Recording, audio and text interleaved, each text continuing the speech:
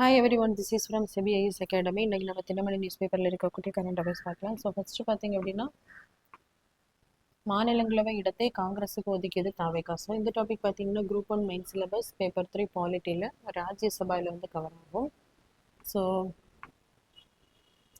தமிழகத்தில் காலியாக உள்ள, அதாவது பாப்புலேஷனுக்கு தக்கவாறு என்ன பண்ணுவாங்க அப்படின்னா பார்லிமெண்ட்டில் இருக்கக்கூடிய இரு அவைகள் லோக்சபா மற்றும் ராஜ்யசபாவில் மாநிலங்களுக்கு அவங்களுடைய பாப்புலேஷன் ஏற்ற மாதிரி இந்த இடங்கள் வந்து கொடுக்கப்பட்டிருக்கும்.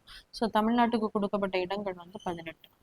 ஸோ நம்ம கான்ஸ்டியூஷனில் பார்த்தீங்கன்னா article 80 it invoke provisions about the composition of the Rajya Sabha. So டோட்டலாக எவ்வளோ மெம்பர்ஸ் இருக்கலாம் அப்படின்னா 250. ஸோ தற்போது இருக்கக்கூடிய எண்ணிக்கை வந்து 245. இதில் வந்து elected members 233 from states and union டெரிட்டரிஸில் இருப்பாங்க. 12 மெம்பர்ஸ் வந்து பிரசிடென்ட் வந்து நாமினேஷன் பண்ணுவாங்க.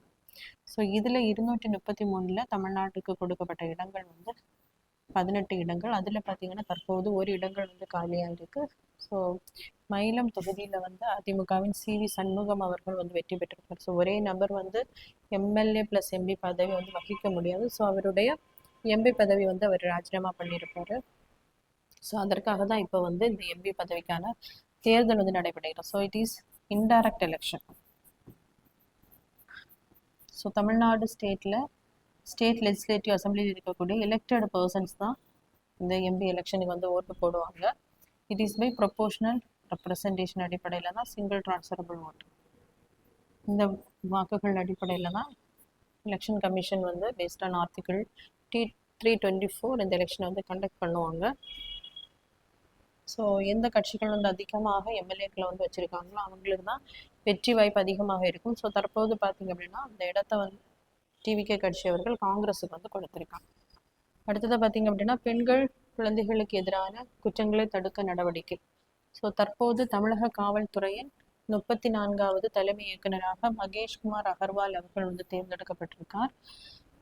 ஸோ இதை ரீசெண்டாக என்ன பண்ணியிருப்பாங்கன்னா ஸ்டேட் கவர்மெண்ட் UPSCக்கு ரெக்கமெண்ட் பண்ணியிருப்பாங்க ஒரு லிஸ்ட்டு. அதிலிருந்து ஒரு 3 மெம்பர்ஸை ஷார்ட் லிஸ்ட் பண்ணி UPSC பார்த்திங்கன்னா தமிழ்நாடு ஸ்டேட் கவர்மெண்ட்டுக்கு அனுப்பியிருக்காங்க. அதிலிருந்து தான் ஒரு ஆளை பார்த்திங்கன்னா மகேஷ்குமார் அகர்வால் அவர்களை வந்து நம்மளுடைய மாநிலத்தினுடைய DGPயாக செலக்ட் பண்ணியிருக்காங்க. ஸோ அவர் வந்து பதவியேற்ற பின்னாடி தமிழகத்தில் சட்டம் ஒழுங்கு நிலை நாட்டவும், போதைப் பொருள் கடத்தல், அதே மாதிரி பெண்கள் மற்றும் குழந்தைகளுக்கு எதிரான குற்றங்கள், சைபர் குற்றங்களுக்கு வந்து நடவடிக்கை எடுக்கப்படும் அப்படிங்கிறத. நெக்ஸ்ட் பார்த்திங்க அப்படின்னா இந்தியா உள்பட 54 நாடுகள் மீது 12.5% கூடுதல் வரி. ஸோ இந்த டாபிக் பார்த்திங்கன்னா group 1 main syllabus paper 3 India and வேர்ல்டில் வந்து கவர் ஆகும். ஸோ இந்தியா உள்பட 54 உலக நாடுகளுக்கு அமெரிக்கா பார்த்திங்க அப்படின்னா டேக்ஸை வந்து அதிகமாக போட்டிருக்காங்க. அதாவது United states trade representative officer. So கட்டாய உழைப்பை இங்கே பார்த்திங்க அப்படின்னா பல்வேறு நாடுகளில் அந்த ஃபோர்ஸ்டு லேபரை பயன்படுத்தி பொருட்கள் உற்பத்தி பண்ணும்போது அந்த பொருட்களுடைய காஸ்ட் ஆனது ரொம்ப கம்மியாக இருக்கும். ஸோ இது இன்னொரு நாட்டுக்கு வந்து அனுப்பும்போது அங்கே வந்து சீப்பாக இருக்கும்போது அவங்களுடைய அங்கே இருக்கக்கூடிய ஒர்க்கர்ஸினுடைய அவங்களுடைய உற்பத்தி வந்து பாதிக்கப்படும். அதுக்காக தான் என்ன பண்ணியிருக்காங்கன்னா யுனைடெட் ஸ்டேட்ஸ் வந்து இந்த ஒரு முடிவை வந்து எடுத்திருக்காங்க. ஸோ அவங்களுக்கு வர்த்தக கூட்டுறவு நாடுகளுக்கு எதிரான வர்த்தக சட்டப்பிரிவு 301 படி தான் USTR, அதாவது யுனைடெட் ஸ்டேட்ஸினுடைய ட்ரேட் ரெப்ரசன்டேட்டிவ் இந்த வரியை வந்து விதிச்சிருக்காங்க. ஸோ அமெரிக்க வர்த்தகத்திற்கு பாதகமாகவோ அல்லது நியாயமற்றதாக உள்ள வெளிநாடுகளை நடைமுறைக்கு இந்த சட்டத்தின்படி அவங்க என்ன பண்ணலாம் அப்படின்னா அதற்கான நடவடிக்கைகளை வந்து மேற்கொள்ளலாம். நெக்ஸ்ட் வாவேசு ஐயர் நினைவு தினம், குடியரசு துணைத் தலைவர் அஞ்சலி. ஸோ இந்த டாபிக் பார்த்திங்கன்னா நமக்கு ரெசிஸ்டன்ஸ் எகெயின்ஸ்ட் பிரிட்டிஷில் வந்து கவர் ஆகும். பேப்பர் 2ல் வந்து இருக்கும்.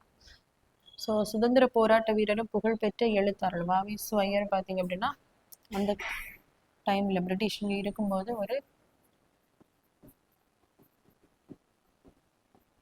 ரெவல்யூஷனரிஸ்டாக தான் இருந்திருப்பார். அதாவது தீவிரவாத நடவடிக்கை தான் இவர் மேற்கொண்டிருப்பார்.